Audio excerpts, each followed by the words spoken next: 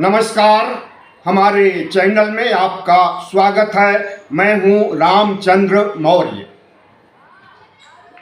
OBC के साथ जातिगत भेदभाव, अत्याचार के खिलाफ अगर यूजीसी रेगुलेशन लेकर के 13 जनवरी को आता है तो वह रेगुलेशन 15 दिनों के अंदर सुप्रीम कोर्ट पहुंच जाता है और उसी दिन सुप्रीम कोर्ट उस पर स्टे ऑर्डर लगा देता है।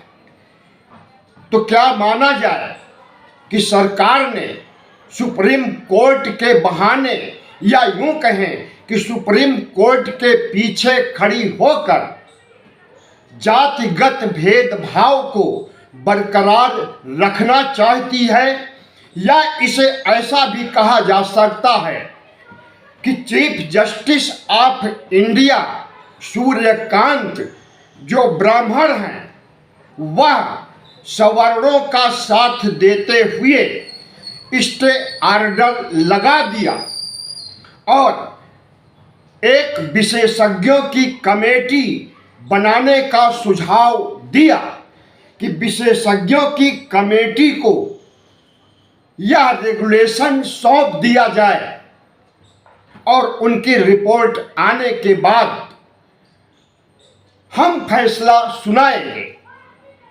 19 मार्च तक के लिए रेगुलेशन यूजीसी का रहेगा बना जरूर, लेकिन वह प्रभावी नहीं होगा। आपको मालूम होना चाहिए कि ओबीसी, एससी, एसटी जिसे बहुजन समाज कहा जाता है, इनके साथ अत्याचार आज से नहीं हजारों साल से हो रहा है और संविधान लागू होने के लगभग 75 साल बाद भी अगर वही अत्याचार बरकरार रहे तो क्या इसे प्रजातंत्र के लिए शुभ संकेत माना जा सकता है? कतई नहीं माना जा सकता है। कोई भी नहीं, विवेकशील प्राणी कोई भी नहीं तस्दीक करेगा कि जो कुछ हुआ है अभी तक वह सही है।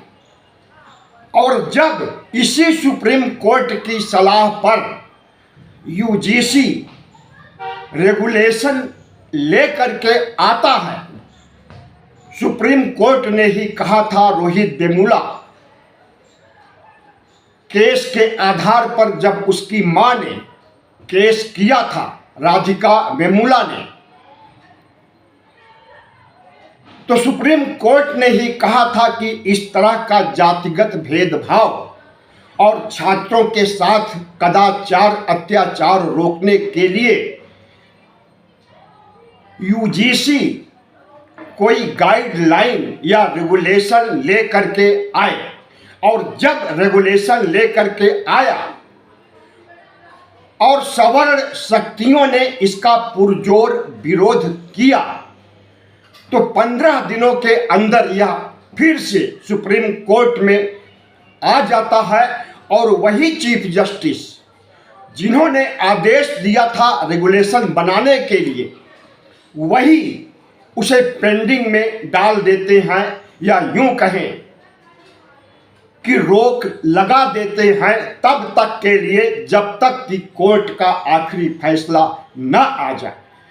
तो क्या माना जाए कि जातिगत भेदभाव, ओबीसी, एससी, एसटी पर अत्याचार के मामले को सुप्रीम कोर्ट ने लीगलाइज कर दिया है, दूसरे शब्दों में कानूनी जामा पहना दिया है।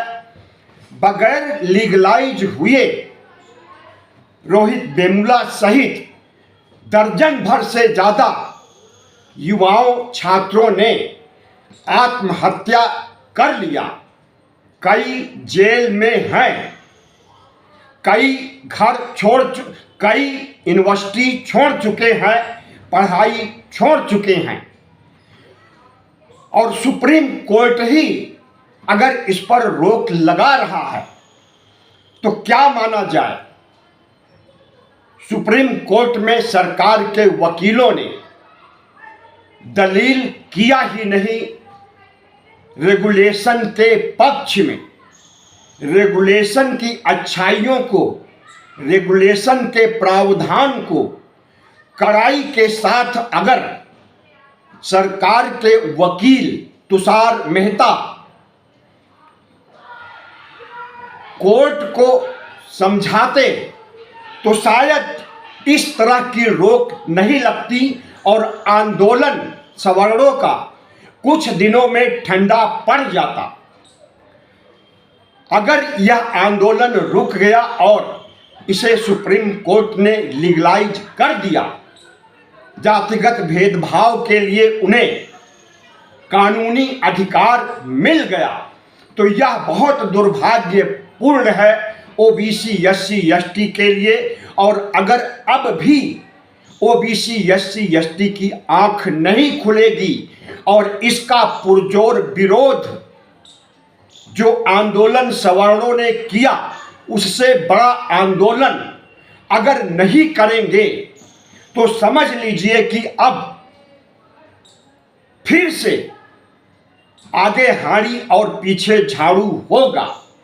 आरएसएस जो हिंदू राष्ट्र बना करके 4000 साल की गुलामी में ढकेलना चाहता है, वह संविधान की वजह से, लोकतंत्र की वजह से, भारत की धर्मनिरपेक्ष प्रकृति की वजह से हिंदू राष्ट्र नहीं बना पा रहा है, तो वह चाहता है कि बगैर हिंदू राष्ट्र बने हिंदू राष्ट्र की सारी गतिविधियां शुरू हो जाए, यानी सवर्णों का अत्याचार शुरू हो जाए फिर से।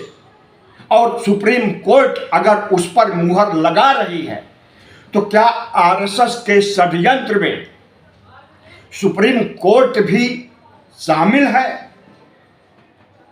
यूजीसी का रेगुलेशन आने के बाद प्रधानमंत्री नरेंद्र मोदी के खिलाफ जातिगत टिप्पणियां की गई। सिर्फ ओबीसी एससी एसटी के छात्र या देशवासी बहुजन समाज के लोग उनके खिलाफ ही नहीं, बल्कि प्रधानमंत्री और राष्ट्रपति जो ओबीसी और आदिवासी हैं उनके खिलाफ जिस तरह से सवर्ण समाज ने जहर उगला है, बहुत ही दुर्भाग्यपूर्ण है। मोदी तेरी कब्र खुदेगी यूजीसी की छाती पर। और इसी तरह से राष्ट्रपति द्रौपदी मुर्मू को जिन शब्दों में गालियां दी गई बहुत ही दुर्भाग्यपूर्ण है। उनके सांवले रंग को काला रंग बता करके भूत प्रेत डायन जैसी पदवी दी गई सोशल मीडिया पर सवर्ण शक्तियों के द्वारा प्रधानमंत्री नरेंद्र मोदी को घांची, तेली, तमोली बता करके उन्हें गालियां दी गई सोशल मीडिया पर। तो क्या प्रधानमंत्री इन गालियों की वजह से, अपनी कब्र खुदने की वजह से ओबीसी एससी एसटी पर जातिगत भेदभाव, अत्याचार को लीगलाइज करा रहे हैं? अगर सरकार चाहती तो सुप्रीम कोर्ट कतई नहीं ऐसा कर पाती कि वह रेगुलेशन पर रोक लगाती और उसके लिए कमेटी बनाती। रेगुलेशन के प्रावधानों पर ओबीसी को भी नाराजगी थी। अगर कोई ऊंची जाति का छात्र नीची जाति के ओबीसी एससी एसटी के छात्र के साथ रैगिंग करता है, अत्याचार करता है, मार पिटाई करता है, आत्महत्या के लिए मजबूर करता है, उसे नंगा सरेआम करता है,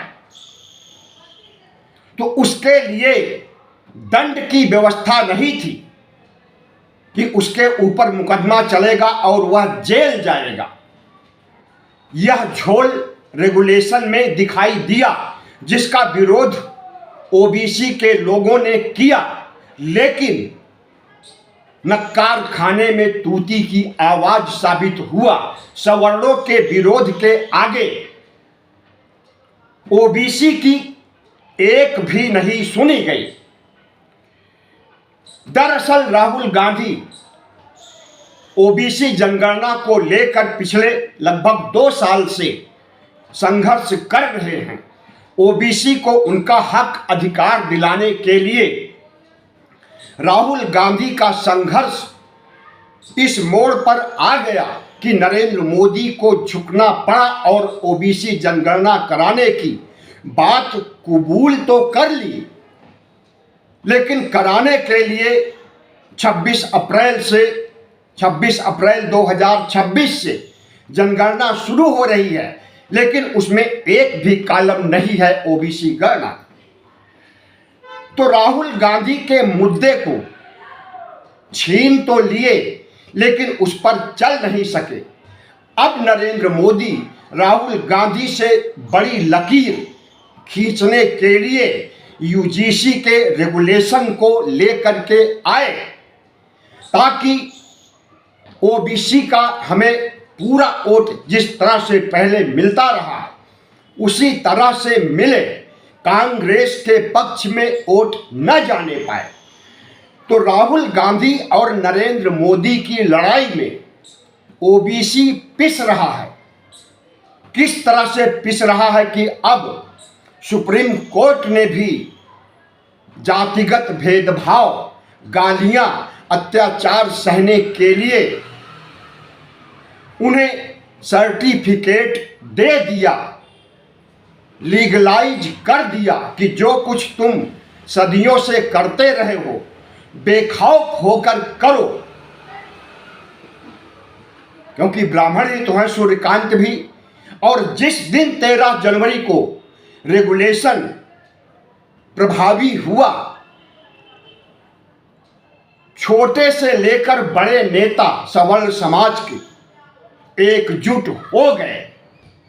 इंडिया गठबंधन के सवर्ण नेता एकजुट हो गए। भारतीय जनता पार्टी के सवर्ण नेता एक सुर में बोलने लगे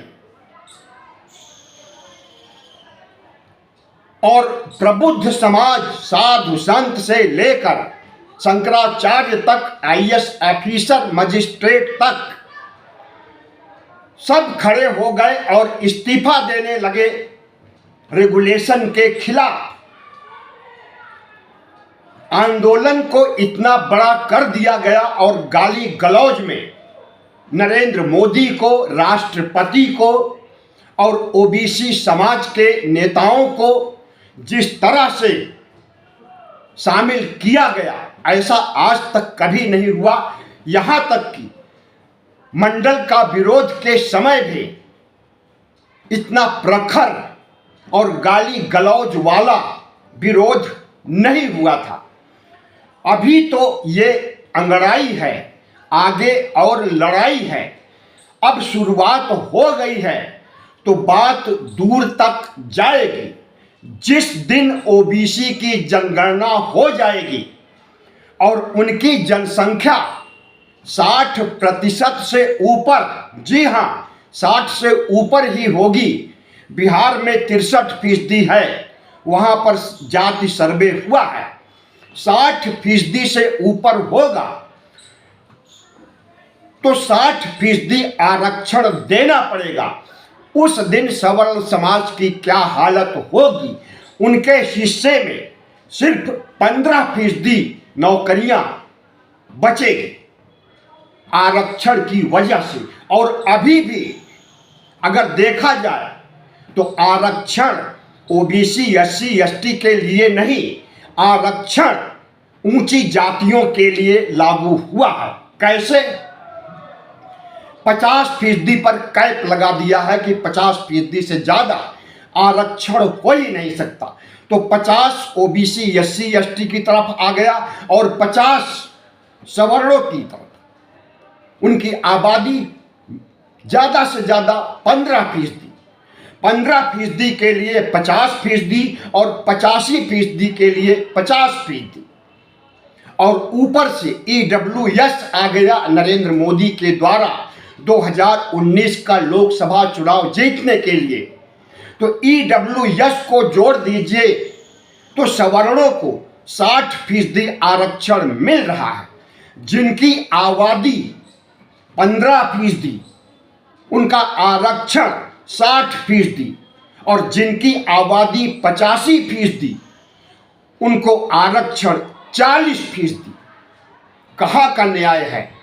लोकतंत्र इसीलिए गढ़ा गया, संविधान इसीलिए लागू किया गया कि ओबीसी एससी एसटी पर जैसे सदियों से अत्याचार होता रहा वैसे आगे होता रहे।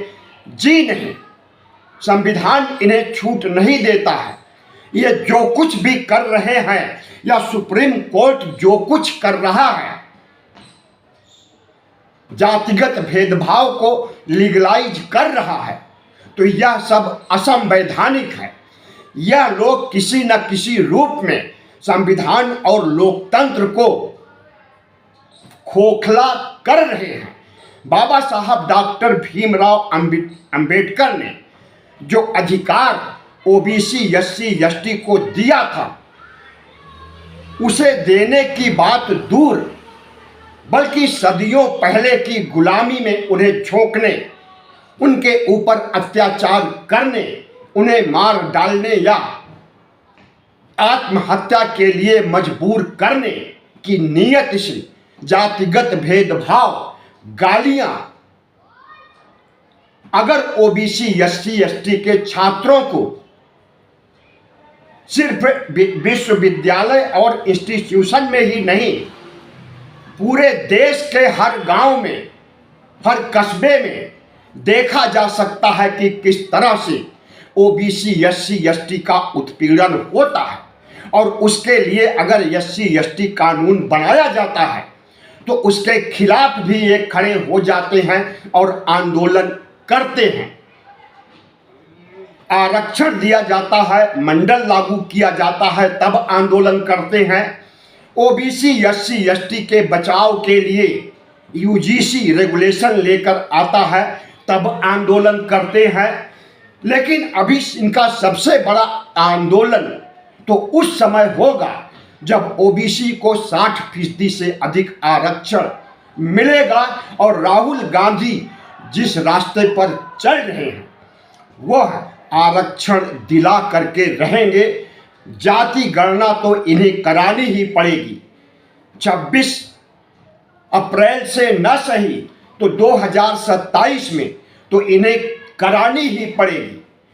और जब जातिगत गणना हो जाएगी, 60% ओबीसी की जनसंख्या प्रमाणित हो जाएगी, तब इन्हें 60% जब मिलेगा हक और अधिकार, तब सवर्ण शक्तियों की क्या हालत होगी